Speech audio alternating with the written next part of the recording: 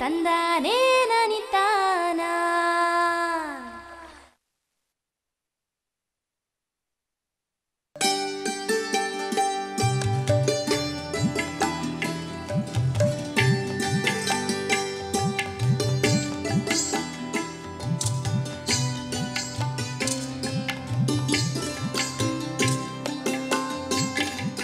ಬೇಸಿಗೆ ಬಂತೆಂದರೆ ಬಿಸಿಲಿನ ತಾಪವನ್ನು ತಡೆಯಲಾಗದೆ ನಮ್ಮ ದೈನಂದಿನ ಕಾರ್ಯಚಟುವಟಿಕೆಯಲ್ಲಿ ಆಹಾರ ಕ್ರಮದಲ್ಲಿ ಬದಲಾವಣೆ ಮಾಡಿಕೊಳ್ಳುವುದು ಸಾಮಾನ್ಯ. ಹಾಗೆಯೇ ರಾಸುಗಳಿಗೂ ಬೇಸಿಗೆಯ ಅತಿಯಾದ ತಾಪಮಾನದಿಂದಾಗಿ ಉಷ್ಣಾಂಶ ಬೇನೆ ಕಂಡುಬಂದು ಆರೋಗ್ಯ ಕುಂಠಿತಗೊಳ್ಳುತ್ತದಲ್ಲದೆ ಹಾಲಿನ ಉತ್ಪಾದನೆ ತಗ್ಗುತ್ತದೆ. ರಾಸುಗಳ ಸೂಕ್ತ ನಿರ್ವಹಣೆ ಮತ್ತು ಆಹಾರ ಕ್ರಮದಲ್ಲಿ ಬದಲಾವಣೆ ಮಾಡುವ ಮೂಲಕ ಇದಕ್ಕೆ ಪರಿಹಾರ ಕಂಡುಕೊಳ್ಳಬಹುದಾಗಿದೆ. ಈ ಬೇಸಿಗೆಯಲ್ಲಿ ಬಿಸಿಲಿನ ಝಳ ಮತ್ತು ಉಷ್ಣಾಂಶದ ವೈಪರೀತ್ಯ ಈ ಎರಡೂ ಸೇರಿ ಜಾನುವಾರುಗಳಲ್ಲಿ, ಅದರಲ್ಲೂ ವಿಶೇಷವಾಗಿ ಹೈನುರಾಸುಗಳಲ್ಲಿ ಹೆಚ್ಚಾದ ತಾಪಮಾನದ ಒಂದು ಬಾಧೆ ಉಂಟಾಗುತ್ತೆ. ಇದಕ್ಕೆ ನಾವು ಉಷ್ಣಾಂಶದ ಬೆನೆ ಅಂತ ಹೇಳ್ತೀವಿ, ಸಮ್ಮರ್ ಸ್ಟ್ರೆಸ್ ಅಥವಾ ಹೀಟ್ ಸ್ಟ್ರೆಸ್ ಅಂತ ಕೂಡ ಹೇಳ್ಬೋದು. ಏಪ್ರಿಲ್ ತಿಂಗಳಿಂದ ಸಾಮಾನ್ಯವಾಗಿ ಈ ಬೇಸಿಗೆ ಕಾಲ ಪ್ರಾರಂಭ ಆಗಿ ಸುಮಾರು 3 ತಿಂಗಳುಗಳ ಕಾಲ ಈ ಉಷ್ಣಾಂಶದ ವೈಪರೀತ್ಯ ಇರುತ್ತೆ.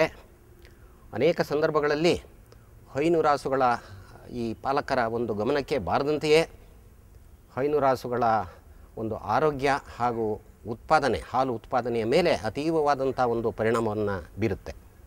ಆದ್ದರಿಂದ ಪಶುಪಾಲಕರು ಈ ಬೇಸಿಗೆಯ ಕಾಲದಲ್ಲಿ ಹೈನುರಾಸುಗಳ ನಿರ್ವಹಣೆ ಮತ್ತು ಪೋಷಣೆ ಬಗ್ಗೆ ವಿಶೇಷವಾದಂಥ ಒಂದು ಕಾಳಜಿ ವಹಿಸಿ ಕೆಲವು ಪಾಲನಾ ಕ್ರಮಗಳನ್ನು ಅನುಸರಿಸುವುದು ಬಹಳ ಮುಖ್ಯ ಆಗ್ತದೆ. ದೇಸಿ ಆಕಳು ಮತ್ತು ಎಮ್ಮೆಗಳಿಗಿಂತ ಹೆಚ್ಚು ಹಾಲು ನೀಡುವ ಮಿಶ್ರತಳಿ ಹಸುಗಳಲ್ಲಿ ಉಷ್ಣಾಂಶ ಬೇನೆ ಹೆಚ್ಚಾಗಿ ಕಂಡುಬರುತ್ತದೆ. ಕುಂಠಿತ ಆಹಾರ ಸೇವನೆ, ಹಾಲಿನ ಉತ್ಪಾದನೆಯಲ್ಲಿ ಮತ್ತು ಕೊಬ್ಬಿನಾಂಶದಲ್ಲಿ ಇಳಿಕೆ, ರೋಗ ನಿರೋಧಕ ಶಕ್ತಿ ತಗ್ಗುವುದು ಉಷ್ಣಾಂಶ ಬೇನೆಯ ಪರಿಣಾಮಗಳಾಗಿವೆ.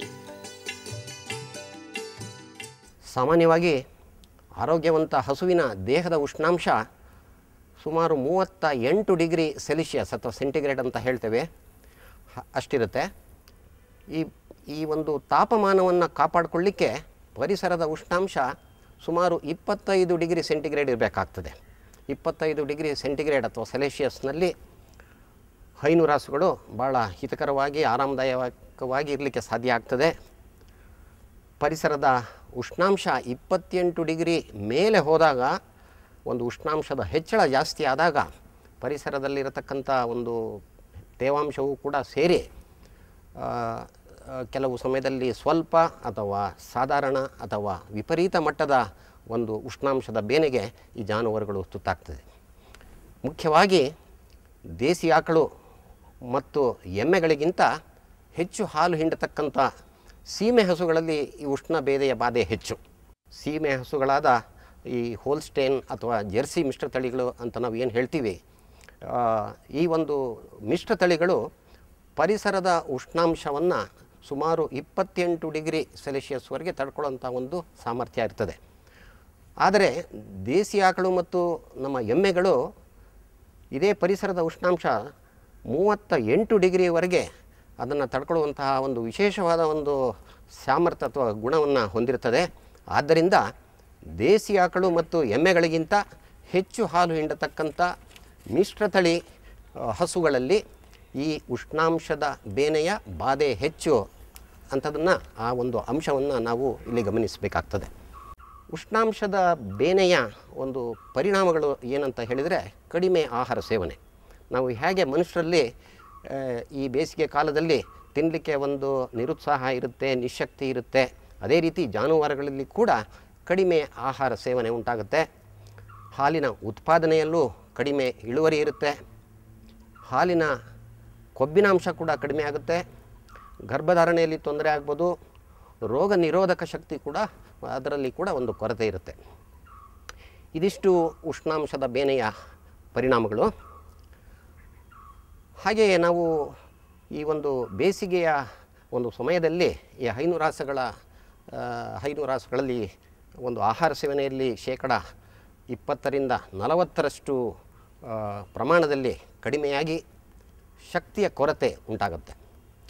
ಹಾಲಿನ ಇಳುವರಿ ಕೂಡ ಗಣನೀಯವಾದ ಒಂದು ಪ್ರಮಾಣದಲ್ಲಿ ಕಡಿಮೆ ಆಗುತ್ತೆ ಅಂತ ಹೇಳ್ಬೋದು.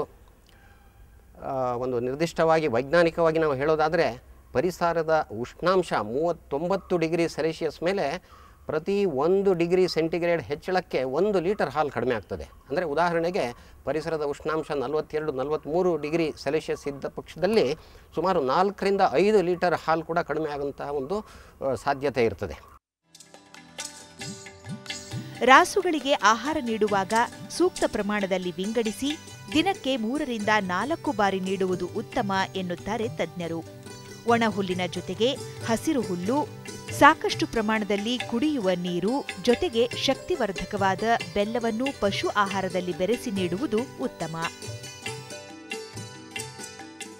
ಬೇಸಿಗೆಯಲ್ಲಿ ಈಗ ಮೊದಲೇ ಹೇಳಿದಂಗೆ ಆಹಾರದ ಸೇವನೆಯಲ್ಲೇ ಒಂದು ಕಡಿತ ಅಥವಾ ಕಡಿಮೆ ಆಗುವುದರ ಒಂದು ಸಂದರ್ಭ ಇರ್ತದೆ. ಆದ್ದರಿಂದ ನಾವು ಹೈನುರಾಸುಗಳಿಗೆ ಹೆಚ್ಚಾಗಿ ತಿನ್ನಲಿಕ್ಕೆ ಒಂದು ಉತ್ತೇಜನ ಕೊಡಬೇಕಾಗ್ತದೆ. ನಾವು ಸಾಂಪ್ರದಾಯಿಕವಾಗಿ ಹೈನುರಾಸುಗಳಿಗೆ ನಮ್ಮ ರೈತರು 2 ಬಾರಿ ಪಶು ಆಹಾರವನ್ನು ಕೊಡ್ತಾರೆ. ಒಂದು ಸಾಂಪ್ರದಾಯಿಕವಾದ ಒಂದು ಪದ್ಧತಿಯಲ್ಲಿ ಒಣ ಹುಲ್ಲನ್ನು ಯಥೇಚ್ಛವಾಗಿ ಕೊಡಲಾಗುತ್ತೆ. ಅದರ ಜೊತೆಗೆ ಪಶು ಆಹಾರವನ್ನು ಅಥವಾ ಕ್ಯಾಟಲ್ ಫೀಡ್ ಅಥವಾ ಮಿಶ್ರ ಆಹಾರ ಅಂತ ಏನು ಹೇಳ್ತೇವೆ ಅದನ್ನು ದಿನಕ್ಕೆ 2 ಬಾರಿ ಹಾಲು ಹಿಂಡಬೇಕಂದ್ರೆ ಬೆಳಗ್ಗೆ ಹೊತ್ತು ಮತ್ತು ಮಧ್ಯಾಹ್ನದ ಹೊತ್ತು ಹಾಲು ಹಿಂಡುವ 2 ಸಮಯದಲ್ಲಿ ನಾವು ಸಾಮಾನ್ಯವಾಗಿ ಪಶು ಆಹಾರವನ್ನು ಕೊಡ್ತಕ್ಕಂಥ ಪದ್ಧತಿ. ಇಲ್ಲಿ ಒಂದು ಸಣ್ಣ ಬದಲಾವಣೆಯನ್ನು ನಾವು ಮಾಡ್ಕೋಬೇಕಾಗತ್ತೆ. ಏನಪ್ಪ ಅಂತ ಹೇಳಿದರೆ 2 ಬಾರಿ ನಾವು ಈ ಪಶು ಆಹಾರವನ್ನು ಕೊಡುವ ಬದಲು ಅದನ್ನು 3, 4 ಅಥವಾ 5 ಬಾರಿ ಸಣ್ಣ ಪ್ರಮಾಣದಲ್ಲಿ ಹೆಚ್ಚಿನ ಬಾರಿ ಪಶು ಆಹಾರವನ್ನು ಕೊಡೋದು ಬಹಳ ಸೂಕ್ತ ಅಂತ ಅನಿಸುತ್ತೆ. ಹೀಗೆ ಮಾಡೋದರಿಂದ ನಾವು ಹೈನುರಾಸುಗಳು ಹೆಚ್ಚಿನ ಆಹಾರವನ್ನು ಸೇವನೆ ಮಾಡಲಿಕ್ಕೆ ಸಹಾಯ ಆಗ್ತದೆ. ಹೇಗೆ ಅಂತ ಹೇಳಿದರೆ ಉದಾಹರಣೆಗೆ ಬೆಳಿಗ್ಗೆ 6 ಗಂಟೆಗೆ ಹಾಲು ಹಿಂಡತಕ್ಕಂಥ ಸಮಯದಲ್ಲಿ, ಆಮೇಲೆ 9 ಗಂಟೆಗೆ ಇರ್ಬೋದು ಅಥವಾ ಮಧ್ಯಾಹ್ನ ಹಾಲು ಹಿಂಡತಕ್ಕಂಥ ಸಮಯದಲ್ಲಿ ಮತ್ತೆ 6 ಗಂಟೆಗೆ ಸಂಜೆ ಮತ್ತು 9 ಗಂಟೆಗೆ ರಾತ್ರಿ, ಹೀಗೆ 4-5 ಬಾರಿ ಸಣ್ಣ ಪ್ರಮಾಣದಲ್ಲಿ ಹೆಚ್ಚಿನ ಬಾರಿ ಪಶು ಆಹಾರವನ್ನು ನಾವು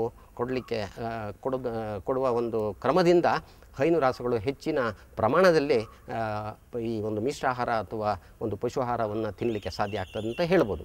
ಹಾಗೆಯೇ ಮುಂಜಾನೆಯಲ್ಲಿ ಮತ್ತು ಸಂಜೆ ಹೊತ್ತಿನಲ್ಲಿ ಯಾವಾಗ ಪರಿಸರದ ಉಷ್ಣಾಂಶ ಕಡಿಮೆ ಇರುತ್ತೆ ಆಗ ಹೈನುರಾಸುಗಳು ಹೆಚ್ಚಿನ ಆಹಾರವನ್ನು ತಿಂತದೆ.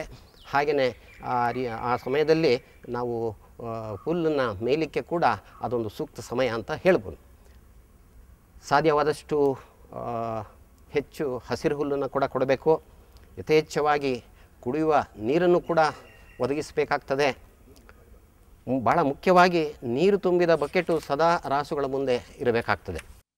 ಪಶು ಆಹಾರದಲ್ಲಿ ಶಕ್ತಿ ಅಂಶವನ್ನು ಹೆಚ್ಚಿಸಲು ನಾವು ಸಾಮಾನ್ಯವಾಗಿ ಬೆಲ್ಲವನ್ನು ಉಪಯೋಗಿಸ್ಬೋದು. ಪಶು ಆಹಾರದಲ್ಲಿ ಬೆಲ್ಲವನ್ನು ಬೆರೆಸಿ ಪಶು ಆಹಾರದಲ್ಲಿ ಸಾಮಾನ್ಯವಾಗಿ 5% ಬೆಲ್ಲವನ್ನು ಮಿಶ್ರ ಮಾಡಿ, ಅಂದರೆ ಒಂದು ರಾಸುವಿಗೆ ಸುಮಾರು 200 ಗ್ರಾಮಷ್ಟು ಬೆಲ್ಲವನ್ನು ಪಶು ಆಹಾರದಲ್ಲಿ ಮಿಶ್ರ ಮಾಡಿ ಅದನ್ನು ಹಸುಗಳಿಗೆ ಕೊಡ್ಬೋದು. ಬೆಲ್ಲ ದುಬಾರಿ ಆದರೆ ಸಕ್ಕರೆಯನ್ನು ಕೂಡ ಕೊಡ್ಬೋದು. ರಾಸುಗಳ ದೇಹದಲ್ಲಿರುವ ನೀರಿನ ಪ್ರಮಾಣ, ಖನಿಜ ಮತ್ತು ಲವಣಾಂಶ ಕಡಿಮೆಯಾಗುವುದರಿಂದ ಆಹಾರದಲ್ಲಿ ಸ್ವಲ್ಪ ಪ್ರಮಾಣದಲ್ಲಿ ಉಪ್ಪು ಹಾಗೂ ಸೋಡಾ ನೀಡುವುದು ಪರಿಣಾಮಕಾರಿ.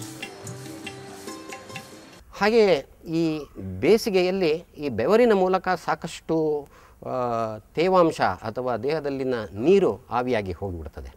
ಆ ನೀರಿನ ಜೊತೆಗೆ ಸಾಕಷ್ಟು ಖನಿಜ ಮತ್ತು ಲವಣಾಂಶ ಕೂಡ ಆವಿಯಾಗಿ ಹೋಗ್ತದೆ. ದೇಹದಿಂದ ಒಂದು ಹೈನುರಾಸು ಕಳ್ಕೊಳ್ಳೋ ಸಾಧ್ಯತೆ ಇರುತ್ತೆ. ಸುಮಾರು 5 ಪಟ್ಟು ಹೆಚ್ಚಿಗೆ ಲವಣ ಅಥವಾ ಒಂದು ಖನಿಜ ದೇಹದಿಂದ ಕಳ್ಕೊಳ್ಳುತ್ತೆ ಅಂತ ಹೇಳ್ಬೋದು. ಆದ್ದರಿಂದ ಈ ಉಪ್ಪು ಮಿಶ್ರಿತ ಖನಿಜ ಮಿಶ್ರಣನ ಕೊಡಬೇಕು. ಅಥವಾ ಸುಮಾರು ಒಂದು 50 ಗ್ರಾಮ್ನಷ್ಟು ಉಪ್ಪು, ಅಡಿಗೆ ಉಪ್ಪನ್ನು ಕೂಡ ಕೊಡ್ಬೋದು. ಅದರ ಜೊತೆಗೆ ಪ್ರತಿ ರಾಸುವಿಗೆ ದಿನಕ್ಕೆ ಒಂದು 10ರಿಂದ 20 ಗ್ರಾಮಷ್ಟು ಅಡಿಗೆ ಸೋಡಾ ಕೂಡ ನಾವು ಪಶು ಆಹಾರದೊಂದಿಗೆ ಮಿಶ್ರ ಮಾಡಿ ಕೊಡಬಹುದಾಗುತ್ತೆ. ರಾಸುಗಳಿಗೆ ದಿನಕ್ಕೆ 2 ಬಾರಿ ಮೈ ತೊಳೆಯುವುದು, ಅವುಗಳ ಮೈ ಮೇಲೆ ನೀರು ಚಿಮುಕಿಸುವುದು ಹಾಗೂ ಕೊಟ್ಟಿಗೆ ಮೇಲ್ಛಾವಣಿಗೆ ನೀರು ಹಾಕಿ ತಂಪಾಗಿಸುವುದರಿಂದಲೂ ರಾಸುಗಳ ದೇಹದ ಉಷ್ಣಾಂಶ ತಗ್ಗಿಸಬಹುದು. ಅಲ್ಲದೆ ಮುಕ್ತವಾಗಿ ನೆರಳಿರುವ ಜಾಗದಲ್ಲಿ ತಿರುಗಾಡಲು ಬಿಡುವುದು ಉತ್ತಮ ಎಂಬುದು ತಜ್ಞರ ಅಭಿಪ್ರಾಯ. ಹೈನು ರಾಸುಗಳನ್ನು ನಾವು ಸಾಧ್ಯವಾದಷ್ಟು ನೆರಳಿನಲ್ಲಿ ಕಟ್ಟಬೇಕು, ಹಾಗೆ ಅದನ್ನು ಭಾಳ ಮುಕ್ತವಾಗಿ ಓಡಾಡಲು ಬಿಡಬೇಕಾಗ್ತದೆ. ಸಂಪೂರ್ಣವಾಗಿ ಮುಚ್ಚಿದಂತಹ ಒಂದು ಹಸುವಿನ ಕೋಣೆ ಅಥವಾ ಕೊಠಡಿಯಲ್ಲಿ ರಾಸುಗಳನ್ನು ಕಟ್ಟಲೇಬಾರ್ದು. ಇದು ಬಹಳ ಮುಖ್ಯವಾದ್ದು. ಅದರ ಜೊತೆಗೆ ಈ ಮುಖ್ಯವಾಗಿ ನಾವು ತೆರೆದ ನೆರಳು, ಉದಾಹರಣೆಗೆ ಮರದ ನೆರಳು, ಆ ರೀತಿಯ ಒಂದು ವಿಶಾಲವಾದ ಜಾಗದಲ್ಲಿ ರಾಸುಗಳನ್ನು ಮುಕ್ತವಾಗಿ ಓಡಾಡಲಿಕ್ಕೆ ಬಿಟ್ಟರೆ ಅವು ಹೆಚ್ಚು ಆರಾಮದಾಯಕವಾಗಿ ಇರುತ್ತೆ ಅಂತ ಹೇಳಬಹುದು. ಮತ್ತು ರಾಸುಗಳ ಮೈ ಮೇಲೆ ನೀರನ್ನು ಚಿಮುಕಿಸುವುದು, ಮತ್ತು 1-2 ಬಾರಿ ರಾಸುಗಳ ಮೈ ತೊಳೆಯುವುದು, ಹಾಗೆಯೇ ಕೊಟ್ಟಿಗೆಯ ಮೇಲ್ಛಾವಣಿಯಲ್ಲಿ ನೀರಿನ ಸ್ಪ್ರಿಂಕ್ಲರ್ಗಳನ್ನು ಕೂಡ ಹಾಕ್ಕೊಬೋದು. ಅದನ್ನು ಫಾಗಿಂಗ್ ಪಂಪ್ಸ್ ಅಂತ ಹೇಳ್ತೀವಿ. ಅದರ ಜೊತೆಗೆ ನಾವು ಮನೆಯಲ್ಲಿ ಹಾಕ್ತಂಥ ಒಂದು ಸೀಲಿಂಗ್ ಫ್ಯಾನ್ಸ್, ಅದನ್ನು ಕೂಡ ಹಸುವಿನ ಕೊಟ್ಟಿಗೆಯಲ್ಲಿ ಸೀಲಿಂಗ್ ಫ್ಯಾನ್ಗಳನ್ನು ಕೂಡ ಅಳವಡಿಸ್ಕೋಬೋದಾಗಿದೆ. ಹೀಗೆ ಮಾಡೋದರಿಂದ ಕೊಟ್ಟಿಗೆಯ ಉಷ್ಣಾಂಶದಲ್ಲಿ, ಅದರ ಪರಿಸರದಲ್ಲಿ ಸುಮಾರು 3-4 ಡಿಗ್ರಿಯಷ್ಟು ತಾಪಮಾನ ಕಡಿಮೆ ಆಗ್ತದೆ. ಹಾಗಾಗಿ ರಾಸುಗಳು ಭಾಳ ಆರಾಮದಾಯಕವಾಗಿ ಅವರು ಇರಲು ಸಾಧ್ಯವಾಗುತ್ತದೆ. ತಜ್ಞರ ಸಲಹೆಯ ಮೇರೆಗೆ ಗೋಪಾಲಕರು ರಾಸುಗಳ ಆಹಾರ ಕ್ರಮ ಬದಲಾಯಿಸಿ ಅವುಗಳ ದೇಹದ ಉಷ್ಣಾಂಶ ನಿರ್ವಹಣೆ ಕೈಗೊಂಡಲ್ಲಿ ಬಿರು ಬೇಸಿಗೆಯಲ್ಲಿಯೂ ರಾಸುಗಳು ಆರೋಗ್ಯವಾಗಿದ್ದು ಹೆಚ್ಚಿನ ಹಾಲು ಕರೆಯುವಂತೆ ನೋಡಿಕೊಳ್ಳಬಹುದಾಗಿದೆ. ಈ ಒಟ್ಟು ಸಾರಾಂಶ ಏನಂತ ಹೇಳಿದರೆ, ಈ ದೇಸಿ ಆಕಳು ಮತ್ತು ಎಮ್ಮೆಗಳಿಗಿಂತ ಹೆಚ್ಚು ಹಾಲು ಹಿಂಡತಕ್ಕಂಥ ಈ ಮಿಶ್ರತಳಿ ಹಸುಗಳಲ್ಲಿ ಈ ಉಷ್ಣ ಬೇನೆಯ ಬಾಧೆ ಹೆಚ್ಚು. ಇದು ಗಮನಿಸಬೇಕಾದಂಥ ಒಂದು ಮುಖ್ಯವಾದ ಅಂಶ. ಹಾಗೆಯೇ ಈ ಮೊದಲೇ ಹೇಳಿದ ಹಾಗೆ ಇದು ಹೆಚ್ಚಿನ ಸಂದರ್ಭಗಳಲ್ಲಿ ಈ ಹೈನು ಪಾಲಕರ ಗಮನಕ್ಕೆ ಬಾರದಂತೆಯೇ ಈ ಬೇಸಿಗೆಯ ಉಷ್ಣಾಂಶದ ಬೆನೆಯ ಅದು ಹೈನು ರಾಸುಗಳ ಆರೋಗ್ಯ ಮತ್ತು ಅದಕ್ಕಿಂತ ಮುಖ್ಯವಾಗಿ ಹಾಲಿನ ಉತ್ಪಾದನೆಯ ಇಳುವರಿಯಲ್ಲಿ ಬಹಳ ಕಡಿಮೆ ಒಂದು ಇಳಿಮುಖವಾಗಿ ಒಂದು ಆರ್ಥಿಕ ಹಾನಿ ಉಂಟಾಗುತ್ತೆ ಅಂತ ಹೇಳ್ಬೋದು. ಇದು ಭಾಳ ಮುಖ್ಯವಾದ ಅಂಶ. ಆದ ಕಾರಣ ಈ ಕೆಲವು ಪರಿಹಾರ ಕ್ರಮಗಳನ್ನು ಹೈನು ರಾಸುಗಳ ಪಾಲನಾ ಪದ್ಧತಿಯಲ್ಲಿ ಅಳವಡಿಸಿಕೊಳ್ಳುವುದು ಬಹಳ ಮುಖ್ಯ ಆಗ್ತದೆ.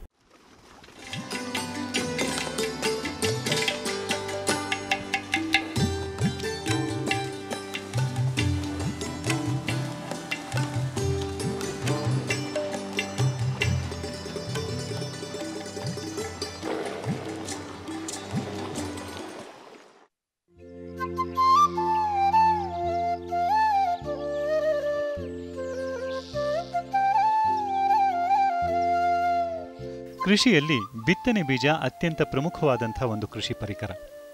ರೋಗರಹಿತ ಹಾಗೂ ಆರೋಗ್ಯವಂತ ಗುಣಮಟ್ಟದ ಬೀಜವನ್ನು ರೈತರು ಬಿತ್ತನೆ ಮಾಡೋದ್ರಿಂದ ಹೆಚ್ಚು ಇಳುವರಿಯನ್ನು ಪಡೆದುಕೊಳ್ಳಬಹುದು. ಬೀಜದಿಂದ ಹಾಗೂ ಮಣ್ಣಿನಿಂದ ಹರಡುವಂತಹ ರೋಗ ಮತ್ತು ಕೀಟಗಳಿಂದ ರಕ್ಷಿಸುವುದಕ್ಕೆ ಬೀಜವನ್ನು ಬಿತ್ತನೆಗೆ ಉಪಯೋಗಿಸುವ ಮೊದಲು ಪೀಡನಾಶಕಗಳಿಂದ ಉಪಚರಿಸುವುದು ಸೂಕ್ತ. ದ್ವಿದಳ ಧಾನ್ಯದ ಬೆಳೆಗಳನ್ನು ಹೇಗೆ ಬೀಜೋಪಚಾರ ಮಾಡಿ ಬಿತ್ತನೆ ಮಾಡಬೇಕು ಅಂತ ಹೇಳಿ ನಮಗೆ ಈಗ ತಿಳಿಸ್ತಾ ಇದ್ದಾರೆ ಧಾರವಾಡದಲ್ಲಿರೋ ಕೃಷಿ ವಿಜ್ಞಾನ ಕೇಂದ್ರದ ರೋಗಶಾಸ್ತ್ರಜ್ಞರಾದ ಡಾಕ್ಟರ್ ಎಸ್ ಜಿ ರಾಜು ಅವರು. ಈಗ ಮುಂಗಾರು ಬೆಳೆಗಳಲ್ಲಂದರೆ ಯಾವುದೇ ದ್ವಿದಳ ಧಾನ್ಯಗಳ ಬೆಳೆಗಳಿರಲಿ, ಅದರಲ್ಲಿ ಮುಖ್ಯವಾಗಿ ಕೆಲವೊಂದು ಬೇರಿನಿಂದ ಆಮೇಲೆ ಭೂಮಿಯಿಂದ ಮತ್ತು ಬೀಜದಿಂದ ಬರ್ತಕ್ಕಂಥ ಕೆಲವಾರು ರೋಗಗಳಿದಾವೆ. ಅವು ಮುಖ್ಯವಾಗಿ ಹೇಳ್ಬೇಕಂದ್ರೆ ರೈಜೋಬ್ಯಾಕ್ಟೀರಿಯಾ, ಸ್ಕ್ಲಿರೋಸಿಯಮ್ಮು ಮತ್ತು ಫ್ಯುಸೇರಿಯಂ ಅಂತ ಶಿಲೀಂಧ್ರಗಳಿಂದ ಬರ್ತಕ್ಕಂಥ ರೋಗಗಳು. ಅವು ಸಾಮಾನ್ಯವಾಗಿ ಭೂಮಿನಲ್ಲೇ ಉಳ್ಕೊಂಡಿರ್ತವೆ. ಅದು ಒಳ್ಳೆಯ ಅನುಕೂಲಕರ ವಾತಾವರಣ ಬಂದ ತಕ್ಷಣ ಅವು ಮುಖ್ಯವಾಗಿ ಅದು ವೃದ್ಧಿ ಆಗಿಬಿಟ್ಟು ಬೆಳೆಗಳಲ್ಲಿ ಯಾವ ಹಂತದಲ್ಲಾದರೂ ಬಂದುಬಿಟ್ಟು ಅವು ಹೆಚ್ಚಿನ ಪ್ರಮಾಣದಲ್ಲಿ ಹಾನಿಯನ್ನು ಕಾಣಬಹುದು. ಇದರಲ್ಲಿ ಮುಖ್ಯವಾದ ರೋಗಗಳಂದರೆ ಕತ್ತುಕೊಳೆ ರೋಗ, ಸಸಿ ರೋಗ, ಕಾಂಡಕೊಳೆ ರೋಗ, ಹಾಗೆ ಹಲವಾರು ಥರದ ರೋಗಗಳನ್ನು ಬರೋದನ್ನು ಕಾಣ್ಬೋದು. ನೀವು ರೋಗ ಹತೋಟಿಗಳನ್ನ ನೀವು ಮುಂಜಾಗ್ರತಾ ಕ್ರಮವಾಗಿ ಕೆಲವೊಂದು ಕ್ರಮಗಳನ್ನ ಅನುಸರಿಸಿದರೆ ಸುಮಾರು 50% 50% ಹತೋಟಿ ಕ್ರಮಗಳಿಗೆ ಖರ್ಚು ಮಾಡ್ತಾರಲ್ಲ, ಅದನ್ನು ನೀವು ಮುಖ್ಯವಾಗಿ ಉಳಿಸ್ತಕ್ಕಂಥದ್ದನ್ನು ಕಾಣ್ಬೋದು. ಈಗ ಮುಖ್ಯವಾಗಿ ಇಲ್ಲಿ ಸಾಮಾನ್ಯವಾಗಿ 3 ಥರದ ಬೀಜೋಪಚಾರ ಕ್ರಮಗಳನ್ನ ಅನುಸರಿಸಬೇಕಾಗುತ್ತೆ. ಮೊದಲನೇದಾಗಿ ಕೆಲವೊಂದು ಶಿಲೀಂಧ್ರನಾಶಕಗಳಿದಾವೆ, ಕೆಲವೊಂದು ಅಂತರ್ವ್ಯಾಪ್ತಿ ಶಿಲೀಂಧ್ರನಾಶಕಗಳಿದೆ, ಸ್ವಲ್ಪ ಸ್ಪರ್ಶ ಶಿಲೀಂಧ್ರನಾಶಕಗಳು ಇರ್ತವೆ. ಇವನ್ನೇನು ಮಾಡಬೇಕು, ಬೀಜೋಪಚಾರ ಮಾಡಿಬಿಟ್ಟು ನಂತರ ಬಿತ್ತನೆ ಉಪಯೋಗ ಮಾಡಿದರೆ ಇವು ರೋಗದ ಯಾವುದೇ ಹಂತದಲ್ಲೂ ಬರದಂಗೆ ತಡೆ ಹಿಡ್ಕೊಂಡನ್ನು ಕಾಣ್ಬೋದು. ಇದಕ್ಕೆ ರಾಸಾಯನಿಕ ವಸ್ತುಗಳು ಸಹಿತ ಇದ್ದಾವೆ. ಅದ್ರ ಜೊತೆಗೆ ಜೈವಿಕ ಒಂದು ಶಿಲೀಂಧ್ರನಾಶಕಗಳು ಸಹಿತ ನಾವು ಇವತ್ತಿನ ದಿನ ಕಾಣ್ಬೋದು. ಬಿತ್ತನೆ ಪೂರ್ವದಲ್ಲಿ ಪ್ರತಿ kg ಬೀಜಕ್ಕೆ 2 ರಿಂದ 3 ಗ್ರಾಮ್ನಂತೆ ಕಾರ್ಬಾಕ್ಸಿನ್ ಆಗಲಿ ಅಥವಾ ಥೈರಾಮ್ ಆಗಲಿ ಕ್ಯಾಪ್ಟನ್ ಆಗಲಿ ಬೀಜೋಪಚಾರ ಮಾಡಿ ಬಿತ್ತನೆ ಮಾಡಿದ್ದೆ ಆದಲ್ಲಿ ಸಾಮಾನ್ಯವಾಗಿ ಯಾವುದೇ ಥರದ ಭೂಮಿಯಿಂದ ಅಥವಾ ಬೀಜದಿಂದ ಬರ್ತಕ್ಕಂಥ ರೋಗಗಳನ್ನ ಹತೋಟಿ ಮಾಡ್ಬೋದು. ಇಲ್ಲಿ ಪ್ರಮುಖವಾಗಿ ನಾನು ಹೇಳಲು ಇಚ್ಛೆ ಪಡೋದೇನಂತಂದರೆ ಯಾವುದೇ ಥರದ ರಾಸಾಯನಿಕ ವಸ್ತುಗಳನ್ನ ಬೀಜೋಪಚಾರ ಮಾಡಿ ನಾವು ಬಿತ್ತನೆ ಮಾಡಿದ್ದೆ ಆದಲ್ಲಿ ಅದರ ಅಂಶ ಸಾಮಾನ್ಯವಾಗಿ 15ರಿಂದ 1 ತಿಂಗಳ ತನಕ ಇರ್ತದೆ ಭೂಮಿನಲ್ಲಿ. ನಂತರ ಬರ್ತಕ್ಕಂಥ ಭೂಮಿಯಿಂದ ಬರ್ತಕ್ಕಂಥ ರೋಗಾಣುಗಳು ಯಾವುದನ್ನು ಬಂತಂದರೆ ಅದನ್ನು ತಡೆಗೆ ಹಿಡಿದುಕೊಳ್ತಕ್ಕಂಥ ಶಕ್ತಿ ಈ ಸಸಿಗಳಿಗಿರೋದಿಲ್ಲ. ಆದ್ದರಿಂದ ದಯವಿಟ್ಟು ರೈತ ಬಾಂಧವರು ಈ ಪರತಂತ್ರ ಸೂಕ್ಷ್ಮಾಣುಜೀವಿಯಾದ ಟ್ರೈಕೋಡರ್ಮ ಏನಾದರೂ ಬೀಜೋಪಚಾರ ಮಾಡಿ ಬಿತ್ತನೆ ಮಾಡಿದ್ದೆ ಆದಲ್ಲಿ ಆ ಅಣುಜೀವಿಗಳು ವೃದ್ಧಿ ಆಗಿಬಿಟ್ಟು ಸಿಡಿ ರೋಗ ಬರ್ದಂಗೆ ಹತೋಟಿ ಮಾಡ್ಬೋದು. ಅದರಿಂದ ರೈತ ಬಾಂಧವರದು ಈ ರಾಸಾಯನಿಕ ವಸ್ತುಗಳನ್ನ ಬಳಕೆ ಮಾಡೋದಕ್ಕಿಂತ ಪೂರ್ವದಲ್ಲಿ ನೀವು ಪರತಂತ್ರ ಸೂಕ್ಷ್ಮಾಣುಜೀವಿನ ಹೆಚ್ಚು ಬಳಕೆ ಮಾಡಬೇಕು. ಅಕಸ್ಮಾತಾಗಿ ಅವು ಸಿಗದೇ ಇರತಕ್ಕಂಥ ಪರಿಸ್ಥಿತಿಯಲ್ಲಿ ಅಥವಾ ಕ್ಯಾಪ್ಟನ್ ಆಗಲಿ ಥೈರಾಮ್ ಆಗಲಿ ಅಥವಾ ಕಾರ್ಬಾಕ್ಸಿನ್ ಆಗಲಿ ಉಪಯೋಗ ಮಾಡಬೇಕಾಗುತ್ತೆ. ಮೊದಲನೇದಾಗಿ ಏನಾಗ್ತದೆ, ಬೀಜೋಪಚಾರ ಮಾಡಿದ ನಂತರ ಯಾವುದೇ ದ್ವಿಳದ ದಾಳಿಯನ್ನು ಇರಲಿ, ನಂತರ ಏನಾಗುತ್ತೆ ರೈಜೋಬಿಯಮ್ ಅನ್ನೋ ಒಂದು ಅಣುಜೀವಿಯಿಂದ ಬೀಜೋಪಚಾರ ಮಾಡಬೇಕಾಗುತ್ತೆ. ಯಾಕಂದರೆ ಈ ಅಣುಜೀವಿ ಏನಾಗುತ್ತೆ ಅಂತಂದರೆ ಭೂಮಿಯಲ್ಲಿ ಇರ್ತಕ್ಕಂಥ ಬೇರಿನಲ್ಲಿ ಹೆಂಗೆ ಬರ್ತಾವಲ್ಲ ಬೇರಿನಲ್ಲಿ ಗಂಟುಗಳಾಗಿ ಮಾರ್ಪಾಡಾಗ್ತವೆ. ಈ ಗಂಟುಗಳು ಏನು ಮಾಡ್ತಾವೆ ಅಂದರೆ ವಾತಾವರಣದಲ್ಲಿರ್ತಕ್ಕಂಥ ಈ ಸಾರಜನಕದ ಸ್ಥಿರೀಕರಣ ಮಾಡ್ತಕ್ಕಂಥ ಒಂದು ಶಕ್ತಿ ಇರೋದ್ರಿಂದ ಅದೇನಾಗುತ್ತೆ, ನೀವು ಭೂಮಿಗೆ ಅಥವಾ ಬೆಳೆಗಳಿಗೆ ಏನು ಕೊಡ್ತಿರಲ್ಲ ಸುಮಾರು 100ರಷ್ಟು ನೀವು ಸಾರಜನಕ ಕೊಡ್ತಕ್ಕಂಥ ಒಂದು ವ್ಯವಸ್ಥೆ ಇತ್ತಂದರೆ ನೀವು ಪ್ರತಿಶತ 25ರಷ್ಟು ನೀವು ಸಾರಜನಕ ಕೊಡ್ತಕ್ಕಂಥದ್ದನ್ನು ಕಡಿಮೆ ಮಾಡ್ಬೋದು. ಅದೇ ರೀತಿ ಈ ರಂಜಕ ಕರಗಿಸುವ ಅಣುಜೀವಿ ಅಂತ ಇರ್ತದೆ. ಈ ರಂಜಕ ಕರಗಿಸುವ ಅಣುಜೀವಿನೂ ಸಹಿತ ನೀವು ಬೀಜೋಪಚಾರ ಮಾಡಿದ್ದೇ ಆದಲ್ಲಿ ಭೂಮಿಯಲ್ಲೇ ಇರತಕ್ಕಂಥ ಈ ರಂಜಕನ ಈ ಬೆಳೆಗಳಿಗೆ ಒಂದು ಅವೈಲೇಬಲ್ ಸಿಗತಕ್ಕಂಥ ಒಂದು ವ್ಯವಸ್ಥೆ ಆಗೋದ್ರಿಂದ ಈ ಫಾಸ್ಫರಸ್ ಸಲ್ಯುಲೈಸಿಂಗ್ ಬ್ಯಾಕ್ಟೀರಿಯಾ ಅಂತ ಇಂಗ್ಲೀಷ್ನಲ್ಲಿ ಅಂತಲ್ಲ ರಂಜಕ ಕರಗಿಸುವ ಗೊಬ್ಬರನು ಸಹಿತ ಅಲ್ಲಿ ಅಣುಜೀವಿನೂ ಸಹಿತ ಬೀಜೋಪಚಾರ ಮಾಡಿ ಬಿತ್ತನೆ ಮಾಡಬೇಕಾಗುತ್ತೆ. ಅದಕ್ಕೇನು ಮಾಡುತ್ತೆ, ಅದಕ್ಕಿಂತ ಪೂರ್ವದಲ್ಲಿ ಒಂದು ಅಂಟು ದ್ರಾವಣನ ತಯಾರು ಮಾಡ್ಕೋಬೇಕಾಗುತ್ತೆ. ಈ ಅಂಟು ದ್ರಾವಣ ತಯಾರು ಮಾಡ್ಕೊಂಥ ಒಂದು ವಿಧಾನ ಏನಂತಂದರೆ ನೀವು 1 ಲೀಟ್ರ್ ನೀರಿನಲ್ಲಿ 205 ಗ್ರಾಮ್ನಷ್ಟು ಈ ಸಕ್ಕರೆ ಇರ್ಬೋದು ಅಥವಾ ಬೆಲ್ಲ ಇರ್ಬೋದು ಸ್ವಲ್ಪ ಪ್ರಮಾಣದಲ್ಲಿ ಹಾವಿ ಆಗೋ ತನಕ ಕುದ್ದ ತಕ್ಷಣ ಅದೇನು ಮಾಡುತ್ತೆ ನೆರಳಿನಲ್ಲಿ ಇಡಬೇಕಾಗುತ್ತೆ. ತಂಪಾದ್ಮೇಲೆ ಏನಾಗುತ್ತೆ ಈ ಕಾಳುಗಳ ಮೇಲೆ ನೀವೇನು ಬೀಜೋಪಚಾರ ಮಾಡ್ಬೇಕಾದ್ರೆ ತೆಳ್ಳದಾಗಿ ಅಂತ ಆರಿದಂಥ ಅಂಟು ದ್ರಾವಣ ಅದ್ರ ಮೇಲೆ ಸಿಂಪಡಣೆ ಮಾಡಬೇಕಾಗುತ್ತೆ. ಕಾರ್ಬಾಕ್ಸಿನ್ ಆಗಲಿ ಕ್ಯಾಪ್ಟನ್ ಆಗಲಿ ಥೈರಾಮ್ ಆದರೆ 2ರಿಂದ 5 ಗ್ರಾಮು ಬೀಜೋಪಚಾರ ಮಾಡಿ ಪ್ರತಿ ಕೆಜಿಗೆ ಬಿತ್ತನೆ ಮಾಡ್ಬೇಕಂದೆ. ಅದೇ ರೀತಿ ಟ್ರೈಕೋಡರ್ಮ ಪರತಂತ್ರ ಸೂಕ್ಷ್ಮಾಣುಜೀವಿ ಬೀಜೋಪಚಾರ ಮಾಡೋದಾದರೆ 4ರಿಂದ 10 ಗ್ರಾಮು ಪ್ರತಿ ಕೆಜಿಗೆ ಬೀಜೋಪಚಾರ ಮಾಡಿ ಬಿತ್ತನೆ ಮಾಡಬೇಕಾಗುತ್ತೆ. ಈಗ ರೈಜೋಮಿಯಮ್ ಅಂತಂದರೆ ಏನಾಗುತ್ತೆ ಅಂದರೆ ಸೋಯಾಬೀನ್ ಅವರಿಯಲ್ಲಾದರೆ ಪ್ರತಿ ಎಕರೆಗೆ 1/2 kgಯಷ್ಟು ಬೀಜೋಪಚಾರ ಮಾಡಿ ಬಿತ್ತನೆ ಮಾಡಬೇಕಾಗುತ್ತೆ. ಅದೇ ರೀತಿ ರಂಜಕ ಕರಗಿಸುವ ಗೊಬ್ಬರ ಅಂತ ಹೇಳಿದ್ನಲ್ಲ ಸೋಯಾಬೀನಿಗಾದರೆ 500 ಗ್ರಾಮ್ನಷ್ಟು ಬೀಜೋಪಚಾರ ಮಾಡಿ ಬಿತ್ತನೆ ಮಾಡಬೇಕಾಗುತ್ತೆ. ಉಳಿದ ಯಾವುದೇ ದ್ವಿದಳ ಧಾನ್ಯಗಳಿರಲಿ ಅಲ್ಲಿ ಸುಮಾರು 200 ಗ್ರಾಮ್ಗಳಷ್ಟು ರೈಜೋಮಿಯಮ್ ಮತ್ತು ರಂಜಕ ಕರಗಿಸುವಂಥ ಗೊಬ್ಬರನ ಬೀಜೋಪಚಾರ ಮಾಡಿ ಬಿತ್ತನೆ ಮಾಡಿದ್ದೇ ಆದಲ್ಲಿ ನಿಮಗೆ ಈ ಬೀಜೋಪಚಾರದಿಂದ ನೀವು ಹೆಚ್ಚಿನ ಒಂದು ಲಾಭ ಪಡೆದುಕೊಂಡು ಉತ್ತಮ ಇಳುವರಿಯನ್ನು ಪಡಿಬೇಕು ಅಂತಂದು ಈ ರೈತ ಬಾಂಧವರಲ್ಲಿ ನಾನು ವಿನಂತಿ ಮಾಡ್ಕೊಳ್ತೀನಿ.